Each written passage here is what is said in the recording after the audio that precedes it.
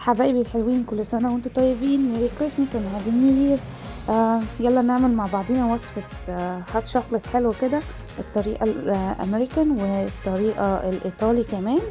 جايبالكم وصفتين حلوين جامدين هيعملوا لنا احلى هات شوكليت في الشتاء نتدفى منه، وهيكون لذيذ كده وحلو خالص وهيعجبكم. هنبتدي مع بعض ان احنا نحط اللبن على النار يبتدي يغلي.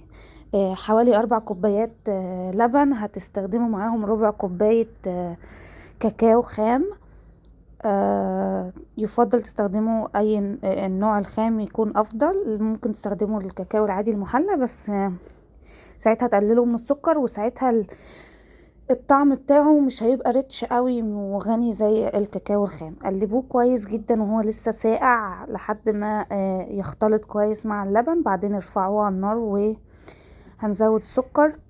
نزود كوباية شوكولاتة متقطعة او الشوكولات شيبس دي.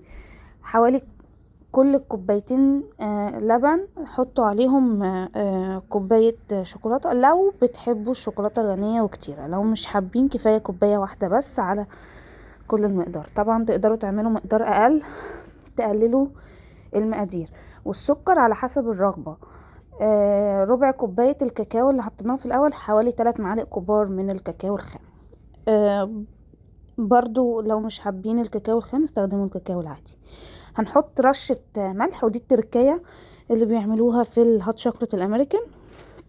وهنحط فانيليا كمان، بيحطوا سينامون قرفة معاها، فتحطوا رشة قرفة. سيبوه يغلي على النار. وده هيبقى الشكل بتاعه كده زي ما انتوا شايفين. الكونسيستنسي بتاعته يعني بين البنين كده، مش تخين قوي ومش خفيف خالص زي ما بنعمل جاست شوية لبن وشوية الكاكاو العادي اللي بنعمله. دلوقتي بقى تقدروا تقدموه في الكوبايات وتستمتعوا بطعم الهوت شوكولات الحلو. تقدروا تحطوا مارشميلو من فوق وتشربوه بالهنا والشفا، وتستمتعوا وتتدفوا مع اولادكم واصحابكم. تاني طريقة اللي هي الهوت شوكولات الايطالي. والهوت شوكولات الايطالي الاختلاف فيه ان هو بيكون سميك تخين شوية، مش بيكون سائل زي الهوت شوكولات الامريكي العادي او الهوت شوكولات العادي اللي بالطريقة يعني احنا نقدر نعمل الهوت شوكولات بطريقة الكاكاو بس، فده هيبقى هوت كوكو مشروب الكاكاو. لكن الهوت شوكولات بيبقى مشروب شوكولاتة، فبنزود فيه شوكولاتة.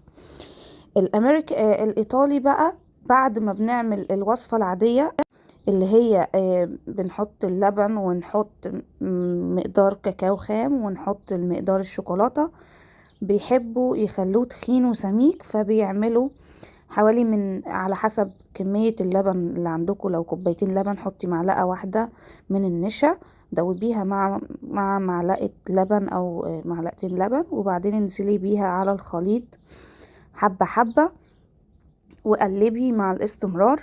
فالنشا بيدي الخليط انه يبتدي يبقى سميك شوية وتخين، مش بيبقى سائل نفس السيولة اللي بتكون في الهوت شوكولات العادي. فدي التركاية اللي هما بيعملوها في الهوت شوكولات الايطالي، ان هما بيضيفوا من معلقة لمعلقتين نشا على كمية اللبن اللي بيكونوا عاملينها. ولازم يكونوا حاطين شوكولاتة ويكونوا حاطين كاكاو. بيحطوا برضو قرفة، بيحطوا ممكن يحطوا سنة جنزبيل، ممكن يحطوا سنة قرنفل. دي كلها اضافات حسب ما تحبي، تقدري تضيفيها على اي نوع هوت شوكولات انت بتحبيه. القرفة طبعا بتساعد في الدفى برضو يعني، فممكن القرفة تبقى اضافة لذيذة بالنسبة لنا. القرفة والجنزبيل وكمان بيساعدوا في حرق الدهون. فهيبقى نبقى ضربنا عصافير كتيرة بحجر واحد. ان احنا نشرب الهوت شوكولات ونكون برضو عملنا سنة مساعدة لينا كده في اللي احنا محتاجينه. شايفين تخين ازاي وسميك سنة، مش سائل زيادة.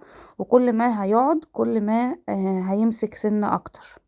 زي ما انتوا شايفين اهو نازل تخين سنة وعلى فكرة يعني بيبتدي يتماسك بسرعة. عارفين زي ما بنعمل حلويات كده معينة ونحط فيها سنة معلقة نشا عشان تتخنها زي المهلبية كده مثلا، فاحنا معلقة النشا هنا عشان تدي كثافة وسمك، ان هو يبقى تخين زي ما انتوا شايفين كده، يبقى ماسك نفسه سنة مش ليكويد. انا مسرعة الفيديو كمان على فكرة، يعني الفيديو لو مش متسرع هتشوفوا ان هو ماسك زيادة عن الاول. وده الفرق بين الهوت شوكليت الايطالي والهوت شوكليت الامريكي. بتكون السماكة او الكونسيستنسي بتاعته بتكون يعني تقيل شوية.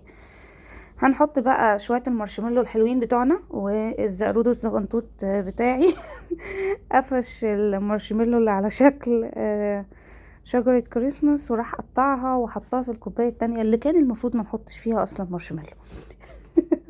هو حب يلعب ممكن بقى تزينوا، حطوا كمية المارشميلو اللي انتوا حابينها، حطوا من فوق شوية شوكولات صوص، ممكن كراميل صوص، ممكن برضو بيحبوا يحطوا سنة رشة ملح تاني صغنونة كده. انا عارفة فكرة الملح دي غريبة بس هما فعلا بيعملوها، بتقولك بتغير، بتعمل فرق في الطعم يعني بالنسبة لهم. اتمنى تكون الوصفة عجبتكم، جربوها، منعشة جدا وجميلة قوي قوي قوي. ما تنسوش اتفرجوا بقى، اعملوا الهات شوكليت الحلو بتاعكم، اتفرجوا على الفيديوهات بتاعتي وانتوا بتعملوه، اتفرجوا على فيديو لسانتا، فيديو قصة الميلاد، اي فيديوهاتكم الحلوة كده، واقعدوا وتدفوا.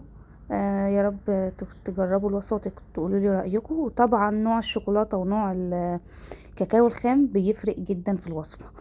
ما تنسوش اللايك الحلو بتاعكم، الشير واشتراك في القناة لو لسه ما اشتركتوش، واكتبوا لي كومنت بليز، شجعوني، عرفوني ايه رأيكم في الفيديوهات، عرفوني ايه رأيكم في الوصفة دي، اللي يجربها يقول لي رأيه.